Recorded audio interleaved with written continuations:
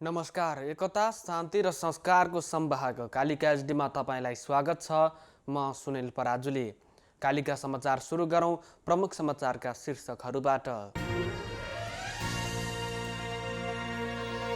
कालिका समाचारको साथमा विजय स्टिल, वान टु रोल, विजय सिमेन्ट, तपाईको सपनाको मजबुत निर्माण।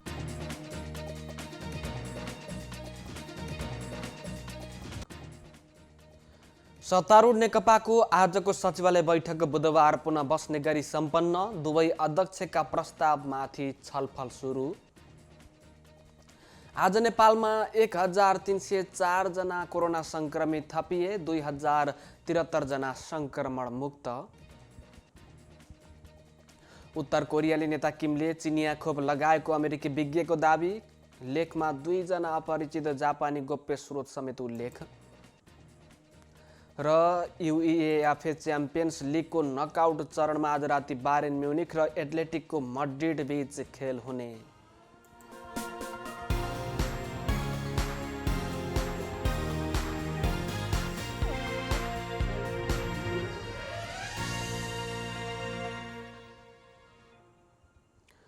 कालिका समाचार सुरु गरौँ राष्ट्रिय समाचारबाट।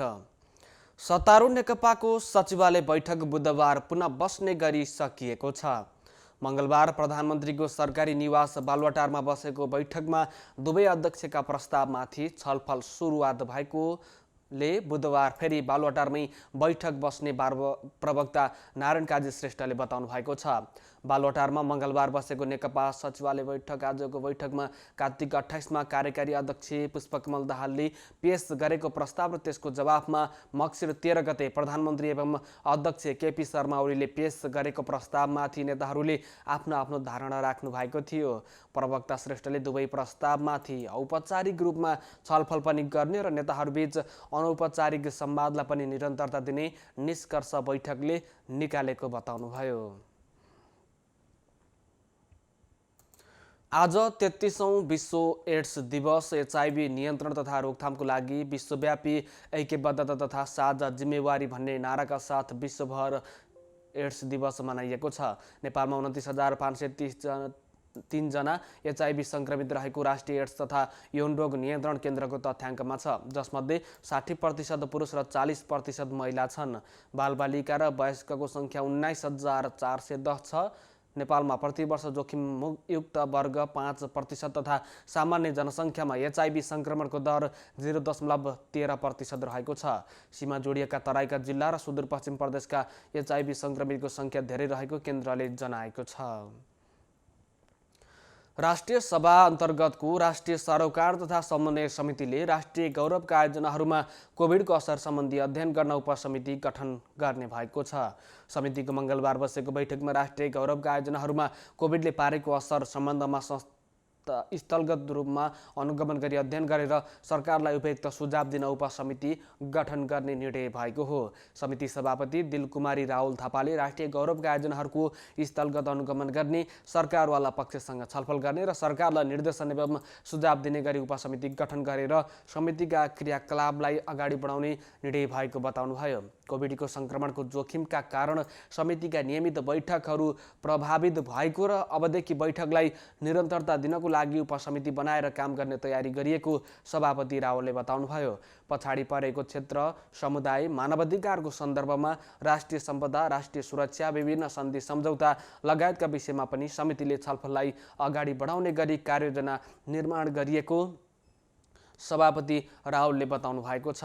यस्तै लैङ्गिक हिंसा विरुद्धको विषयमा पनि 3 तहका सरकार र जनप्रतिनिधिको भूमिका सम्बन्धमा पनि छलफल चलाउने निर्णय बैठकले गरेको छ। समितिले प्रस्ताव गरेको सङ्घ, प्रदेश र स्थानीय तह अन्तर सम्बन्धको विषयमा गोष्ठी गर्ने सम्बन्धमा समेत छलफल भएको सभापति राहुलले बताउनुभयो। कोभिड-19 का संक्रमितको सङ्ख्या 2,34,756 पुगेको छ। मङ्गलबार थप 1304 जनामा संक्रमण पुष्टि भएको स्वास्थ्य तथा जनसङ्ख्या मन्त्रालयले जनाएको छ। 8,583 जनाको नमुना परीक्षण गर्दा 1304 जनामा संक्रमण देखिएको हो। त्यस्तै गएको 24 घण्टामा 2073 जना निको भएर फर्किएसँगै डिस्चार्ज हुनेको सङ्ख्या 2,16,594 पुगेको छ। अब नेपालमा 16,633 जना सक्रिय सङ्क्रमित आइसोलेसनमा रहेका छन्। यस्तै 616 जना क्वारेन्टिनमा रहेको मन्त्रालयले जनाएको छ। 24 घण्टामा थप 21 जना सङ्क्रमितको ज्यान गएसँगै कोरोनाबाट ज्यान गुमाउनेको सङ्ख्या 1529 पुगेको छ। काठमाडौँ महानगरपालिकाले PCR परीक्षणको लागि नागरिकको घर घरमा गएर नमुना सङ्कलनको कामलाई तीव्रता दिएको छ। उपत्यकामा सङ्क्रमणको दर बढ्दै गएपछि महानगरले मोबाइल भ्यान मार्फत घर घरमा गएर नमुना सङ्कलनको कामलाई तीव्रता दिएको हो। कोरोना पोजिटिभ देखिएका व्यक्तिहरूको र अस्पतालसम्म परीक्षणको लागि जान नसक्ने नागरिकहरूको स्वाब सङ्कलन महानगरले गरिरहेको छ। महानगरले कन्ट्याक्ट ट्रेसिङमा परेका र लक्षण देखिएका अस्पताल जान नसक्ने अस्वस्थताका कारण रहेका ज्येष्ठ नागरिक र असहायहरूको स्वाब सङ्कलन गरिरहेको महानगरको स्वाब सङ्कलन कार्यक्रमका संयोजक ऋषि भुषालले बताउनुभयो। महानगरले मोबाइल भ्यान मार्फत नमुना सङ्कलन गरी राष्ट्रिय जनस्वास्थ्य प्रयोगशाला टेकुमा परीक्षणको लागि पठाउने गरेको पनि उहाँले बताउनुभयो। 11 नम्बर वडाका सहायक सचिव सर्वज्ञराज पौडेलले वडाहरूमा ट्रेसिङमा परेका व्यक्तिहरूको तथ्याङ्क सङ्कलन गरी महानगरको जनस्वास्थ्य विभागको समन्वयमा स्वाब सङ्कलन भइरहेको बताउनुभयो। उहाँले सङ्क्रमणको दर बढिरहेकोले अनावश्यक रूपमा घर बाहिर ननिस्कन पनि सर्वसाधारणलाई आग्रह गर्नुभएको छ।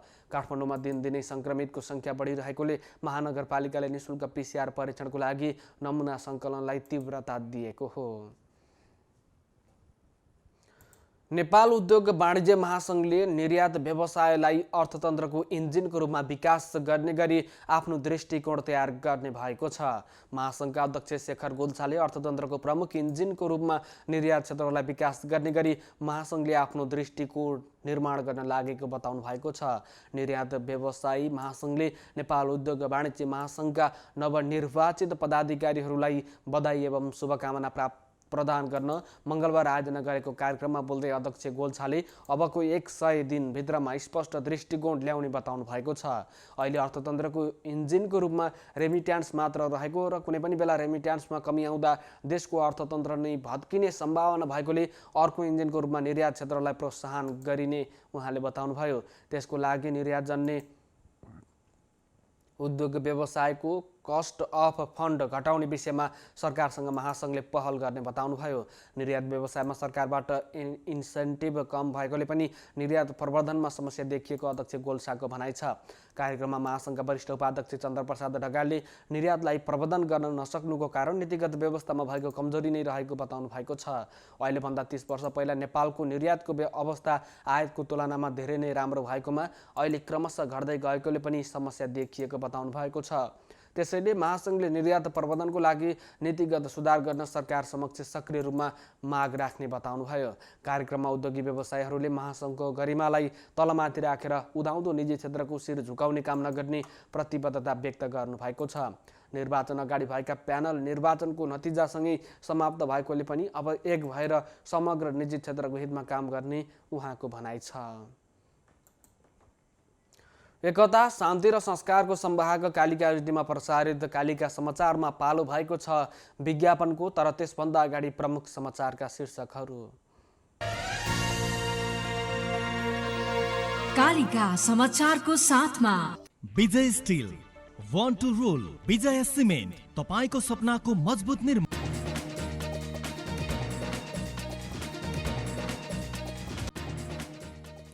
सत्तारूढ नेकपाको आजको सचिवालय बैठक बुधबार पुनः बस्ने गरी सम्पन्न। दुवै अध्यक्षका प्रस्तावमाथि सामान्य छलफल सुरु।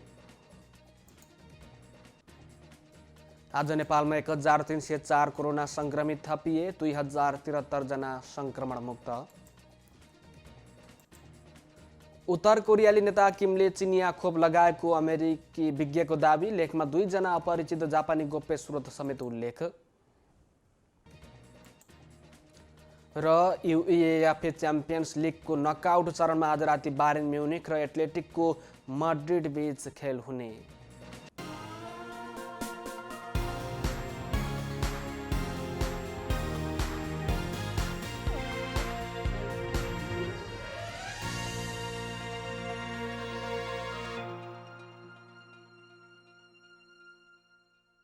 पूर्ण स्वचालित मसिनमा उच्च स्तरीय ब्लेड प्रयोग गरी उत्पादन भएको नेपालको पहिलो टेगुम जर्मनी प्रविधिद्वारा उत्पादित विजय स्टिल सम्पूर्ण रूपमा ल्याब परीक्षणपछि उत्पादन हुने अत्यधिक भूकम्प प्रतिरोधक, वर्षौंसम्म टिक्ने, खिया प्रतिरोधक, उच्च शक्ति, उत्कृष्ट बचत अनि उच्च लचकता, अग्नि प्रतिरोधक, रिब्समा अतिरिक्त मोटाई, उच्च वेल्डिङ क्षमता अनि उच्च इलोङ्गेसन, एक नासको तौल, लम्बाइ अनुपात। अब आफ्नो निर्माणलाई दिनुहोस् विजय स्टिलको शक्ति।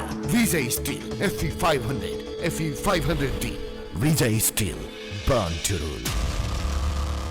हाँस्दै खेल्दै सानो सानो खुसीमा भुल्दै हुर्किँदैछ नेपाल चोको फनमा रमाउँदै नयाँ साथी बनाउँदै विशाखोलाई मनाउँदै हुर्किँदैछ नेपाल चोको फनमा रमाउँदै। नेपालको सर्वाधिक लोकप्रिय chocolatey wafer choco fun. Choco choco choco choco choco fun.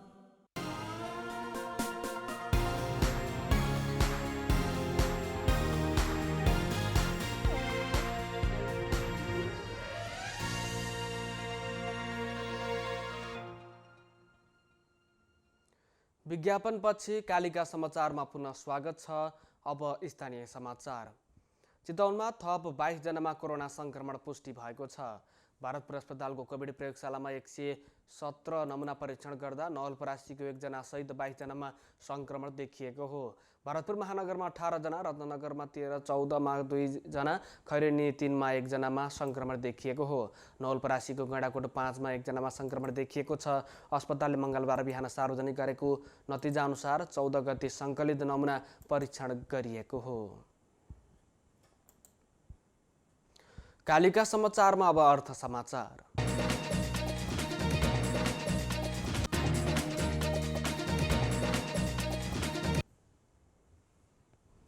Share बजार परिसूचक नेप्से मङ्गलबार 2000 बिन्दुमा पुगेको छ। नेप्से परिसूचक 3.35 अङ्कले बढेर 2000 बिन्दुमा पुगेको नेपाल स्टक एक्सचेन्ज लिमिटेडले जनाएको छ। मङ्गलबार जलविद्युत उत्पादन, अन्य माइक्रो फाइनान्स र जीवन बिमा समूहको उपसूचक बढेको छ। बैंक, व्यापार, होटल, विकास बैंक, फाइनान्स र निर्जीवन बिमा समूहको उपसूचक भने घटेको छ। मङ्गलबार दिनभर 197 कम्पनीको कारोबार भएकोमा 7 अर्ब 40 करोड रुपियाँ बराबरका 1 करोड 85 लाखभन्दा धेरै किता सेयर किनबेच भएका छन्। मङ्गलबार नेपाल रिइन्सुरेन्स कम्पनी लिमिटेडको सबैभन्दा धेरै 68 करोड 69 लाख रुपियाँ बराबरका सेयर कारोबार भएको छ। यो कम्पनीका सेयर लगानीकर्ताले सबैभन्दा धेरै झन्डै 10% कमाएका छन्। यस्तै Rasuwagadhi hydro power company limited, माथिल्लो Tamakoshi hydro power limited, Nepal दूरसञ्चार कम्पनी लिमिटेड र सान्जेन जलविद्युत लिमिटेडका सेयर लगानीकर्ताले पनि 9% भन्दा धेरै कमाएका छन्। मङ्गलबार ग्रिन डेभलपमेन्ट बैंक लिमिटेडका सेयर लगानीकर्ताले भने सबैभन्दा धेरै 7.73%ले गुमाएका छन्। कालिका समाचारमा अब अन्तर्राष्ट्रिय समाचार। उत्तर कोरियाली नेता किम जोङ अनले चीनले निर्माण गरेको कोरोना विरुद्धको खोप लगाएको एक अमेरिकी सुरक्षा विज्ञहरूले दाबी गरेका छन्। जापानी जासुसी स्रोतलाई उद्धृत गर्दै ती विज्ञले किमलाई हालै सो खोप दिएको बताएका हुन्। ह्यारी काजियानाले लेख्नु भएको एक लेखमा उत्तर कोरियाली नेता किम, वरिष्ठ सरकारी अधिकारीहरू र उहाँका परिवारका सदस्यहरूले 1-2 साताभित्रै चीनमा निर्माण गरिएको खोप लगाएको बताउनु भएको छ। काजियानियास हाल वासिङटन स्थित सेन्टर फर नेसनल इन्ट्रेस्ट संस्थाको कोरिया अध्ययन केन्द्रका वरिष्ठ निर्देशक हुनुहुन्छ। लेखमा उहाँले 2 जना अपरिचित जापानी गोप्य स्रोत उल्लेख गर्नु भएको छ। तर चीनमा परीक्षणकै क्रममा रहेका केही खोपमध्ये कुन खोप किम र उहाँका परिवारका सदस्यले लगाएको हुन् भन्ने खुलाइएको छैन। कालिका समाचारमा अब खेल समाचार।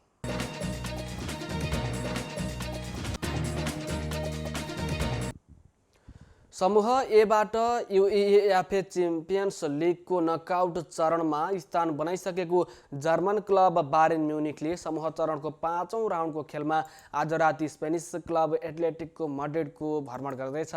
खेल वान्डा मेट्रोपोलिटानोमा राति 1:45 बजेबाट सुरु हुनेछ।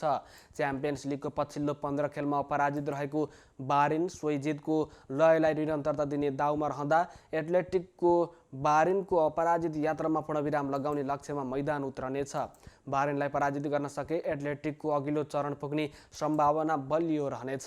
तर एथलेटिकको अर्को खेलको नतिजा पनि कुर्नुपर्ने हुन्छ। बारिन 12 अङ्क जोडेर शीर्ष स्थानमा रहेको छ। 5 अङ्क जोडेको एथलेटिकको दोस्रो स्थानमा तथा लोकोमोटिभ मस्कोले 3 तथा साल्जबर्गको 1 अङ्क रहेको छ।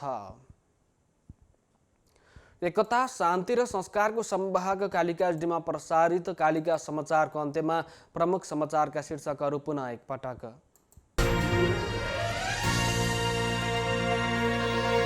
कालिका समाचारको साथमा विजय स्टिल, वान टु रोल, विजय सिमेन्ट, तपाईको सपनाको मजबुत निर्माण।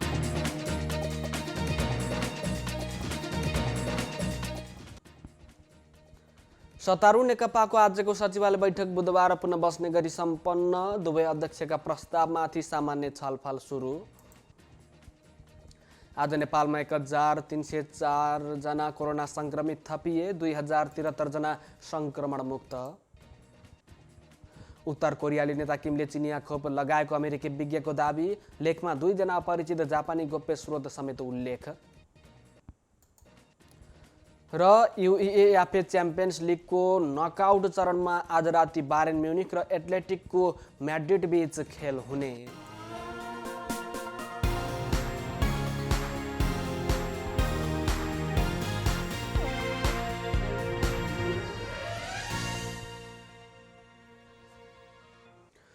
एकता, शान्ति र संस्कारको संवाहक कालिका एचडीमा प्रसारित कालिका समाचार अहिलेको लागि यति नै। हेर्दै गर्नुहोला कालिका एचडी। म सुनिल पराजुली बिदा हुन्छु। नमस्कार।